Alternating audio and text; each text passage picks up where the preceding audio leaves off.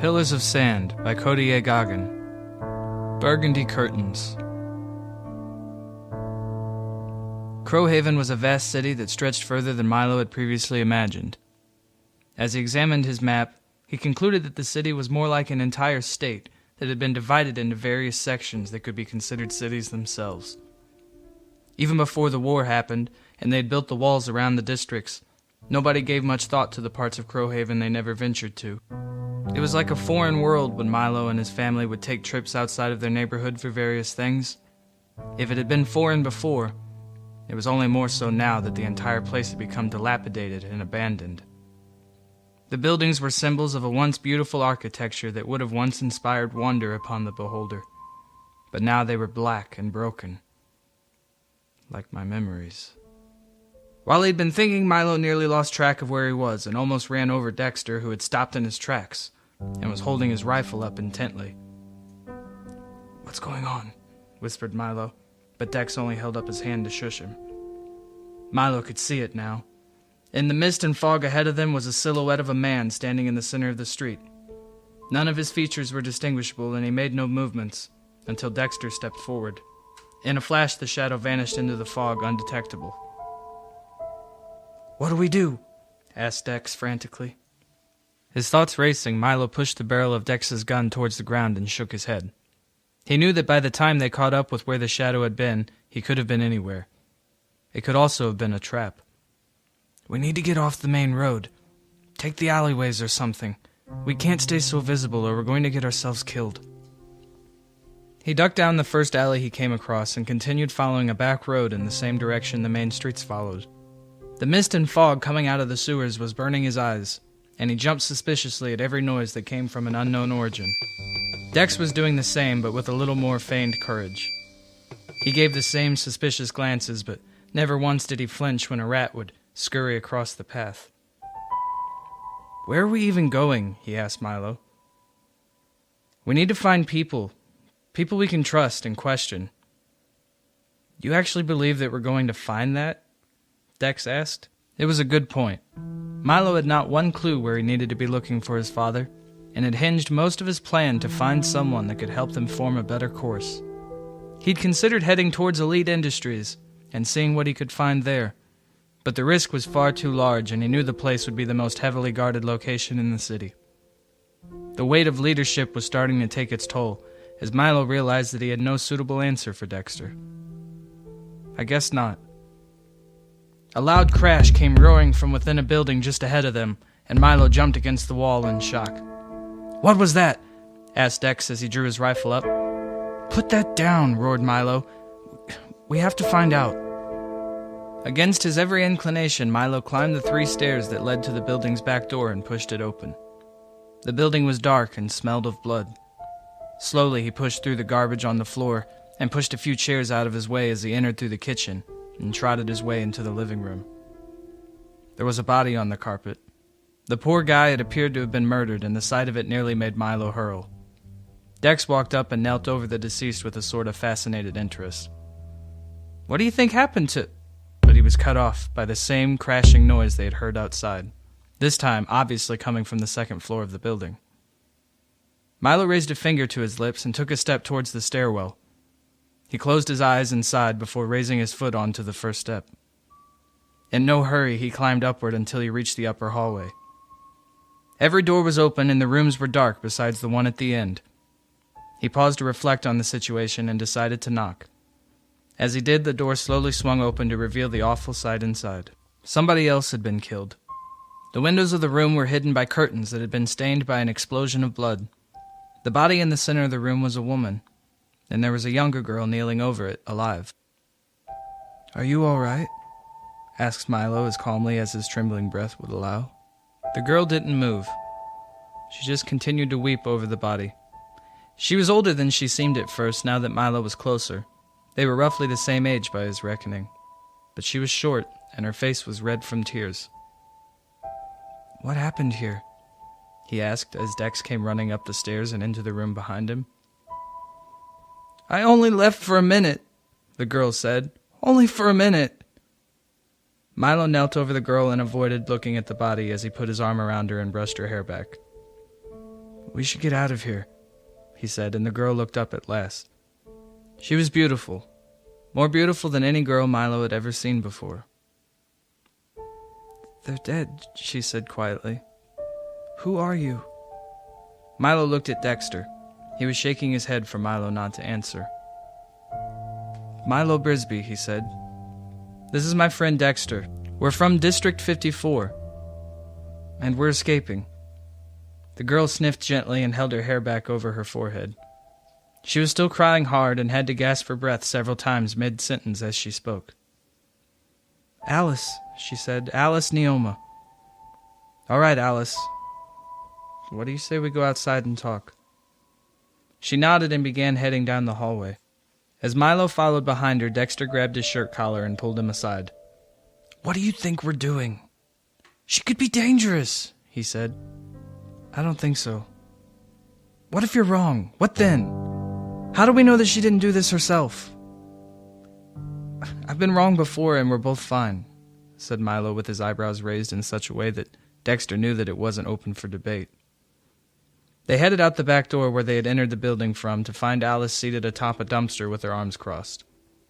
In the sunlight and fog, her beauty was intensified and Milo had to look away before speaking. "My father has gone missing," he began. "Dexter and I are going to look for him." "My parents are both dead," she said. I see that," said Milo awkwardly. "If you wanted to, you could come with us. Is there anyone else here that you can stay with?" "Nobody that cares," she said as she rolled her eyes. Dex flashed Milo an angry look, but Milo ignored it completely as he stepped forward towards Alice. "Come with us, then. Maybe we can get out of this whole damn place. Go to the outside world. Nobody ever leaves here. Everybody knows that. You follow the rules or you die, and no exceptions. That's what they always told me," she said. "Well, they might have lied to you. Do you really want to stay here with all of that blood in there?" She looked up with a gleam in her eyes that made Milo's neck tingle. "I don't even know what happened to them!" she yelled in anger and utter frustration. "Maybe we can figure that out. Something is wrong with this place, and I'm not putting up with it anymore." Milo felt the feelings he had kept inside for years suddenly finding their way to the surface. "I'm going to leave Crowhaven and live a normal life where I can be happy, and anybody that decides to stay in this place is delusional." Dexter had circled around and was now standing next to Alice. Together they were both looking at Milo in bewilderment. Milo knew that he had held it in for far too long, but now that he had let it explode out of him in one big burst, he felt better. In fact, he felt great. "I'm going to head in that direction," he said, pointing a finger up the alley. "You both can follow me if you'd like, or either of you can stay behind if you like that too. I'm not staying here, and I certainly am never going back." With that, he spun on his heel and took off walking. Within seconds, he heard Dexter's boots plodding on behind him. But it was the lighter, softer, gentler tapping of someone else's footfalls that gave him comfort and relief. Something about the girl gave him a good feeling about things, even if he couldn't explain why. Into the fog they marched solemnly until they reached the end of their alleyway. It was there that they decided to rest before continuing towards the theater district. They were nearly there by Milo's figuring, and would reach the place around noontime the next day, if they woke early enough to get moving. Milo broke into an abandoned house and made sure it was clear before inviting the others inside. Dexter took the couch in the living room, Milo took the floor, and Alice was left with the bedroom just a few feet away. She thanked the boys softly before closing the door behind her. Milo threw himself down on the floor and let his back rest. "I think she's a mistake, Milo, I really do," Dexter said as he rolled over on his side. "Well, that's my decision to make, Dex. Please just trust me on this one," pleaded Milo. "I do trust you," whispered Dexter harshly. "I just don't think we should trust her." Milo rested his head back down onto his hands and stared at the ceiling. It reminded him of the old Victorian-style homes he had once seen in magazines. The ceilings were high and decorated in patterns. He had always liked that. "I don't trust her. Not yet, anyway. But we could use any extra information that she can give us, and she may know something we don't." "That's just it, Milo. I have a feeling she knows a lot of things that we don't." Dex rolled back over and pulled his blanket tight around his neck. Within moments he was snoring and Milo was left to his thoughts, until he heard a door open behind him and he sat up to see Alice standing there looking at him puzzled. "May I talk to you?" she asked before turning back into her room without waiting for a reply. Milo stood and followed her. In the room he took his seat on the bed while she sat in the chair beside a writing desk. "Why are you fighting your friend over if I should come with you? You don't even know me," she said. "Well," stammered Milo, "the truth is, neither of us really knows what we're doing out here. We don't know where we're going or what we're looking for. And you could be a great help to us, and I feel like maybe you need some friends right now." She nodded and bit her lip. "I had friends back there. Plenty," she began. "You'd be surprised how many. But I need people I can trust right now, not friends." Milo opened his mouth to speak, but found he had nothing to say. "My parents were the only people I ever trusted. I left this morning to try and find a map of the city because I wanted us to leave. They told me it wasn't worth the effort and begged me not to go. I wouldn't listen. When I got home, I found my father in the living room and my mother in the bedroom. I ran outside to see if there was anyone around. I saw a shadow disappear into the mist." The hairs on the back of Milo's neck stood up and he raised his head. Alice took notice. "Have you seen it too?" she asked. "Dex and I saw a shadow just a little while before we met you. He just walked away from us, though, as if we weren't of any interest to him." Alice raised her eyebrows curiously and looked out the window behind her. Milo craned his head to look too. Outside the city was dark, and a flickering street lamp kept lighting things and unlighting them repeatedly. Alice turned back. "I'm afraid of this city. I'm afraid of its people. And I'm afraid of what it'll all do to me," she said. "I'm terrified that I won't be able to handle it, and it'll all come crashing down on me someday. That's why I've got to get out." Milo nodded. He knew exactly what she was talking about. It was that feeling in the air that he could never quite explain. It was as if the city was pressuring you into doing things you didn't want to do. Pressuring you to stay, and pressuring you to leave. "I get it," he said simply. "That's why I'm leaving too." She smiled gently and stood up. "I'd like to sleep now," she said with a grin, and Milo left her alone. Back in the living room, Milo could have sworn he saw Dex roll back over and hide his face, but Milo merely shook it off and laid back down. He was tired already, and it had only just begun. The next morning, Milo awoke to find Dexter missing from the couch, and indeed not in the house at all. Alice came stumbling out of her room and brushed her hair back as Milo headed out the back door. Dexter was sitting on the stoop and staring into the sky. "What are you doing out here so early?" Milo asked. Dexter jumped at the sound of the voice and turned to look at Milo before turning back towards the sky. "All this talk about leaving Crowhaven has kinda gotten me down, man," he said. "It's not exactly what I bargained for when I decided to come with you. I thought we were just leaving to find your father and then we would go home. I left my parents behind, Milo. My family. If you've got nothing left to stay here for, then that's one thing, but I've still got my family back there, and I'm not leaving them behind." It was something that had never crossed Milo's mind, and it shamed him to realize it now. It was obvious Dexter couldn't just leave Crowhaven without his family. How could I have been so stupid? "Listen, Dex, your parents have been like a second family to me, and whether or not we find my father, I promise you I will not leave Crowhaven without your parents."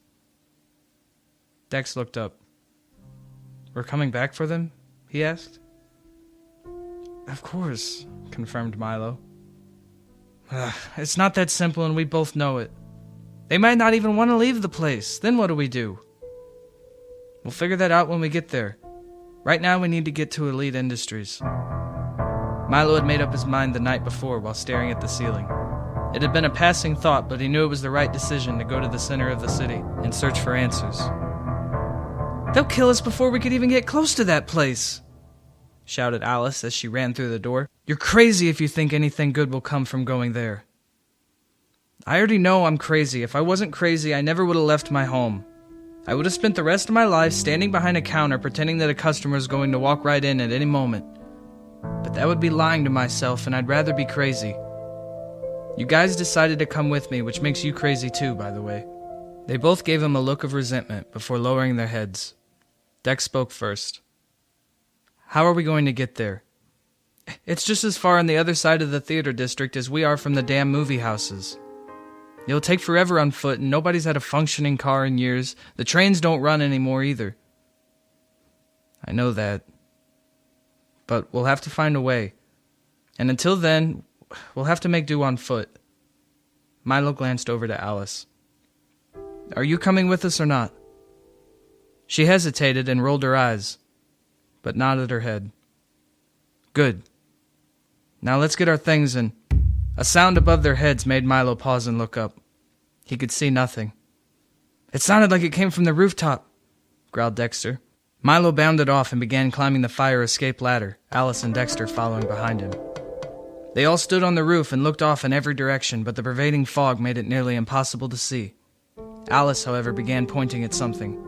There! She yelled.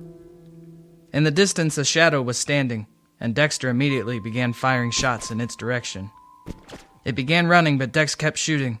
A scream of pain echoed over the rooftops, but the shadow continued to vanish into the mist. Shouldn't we go after it? Asked Dex. Alice dropped down and began crying. No, said Milo. We leave it be. You hit it, and maybe that's enough.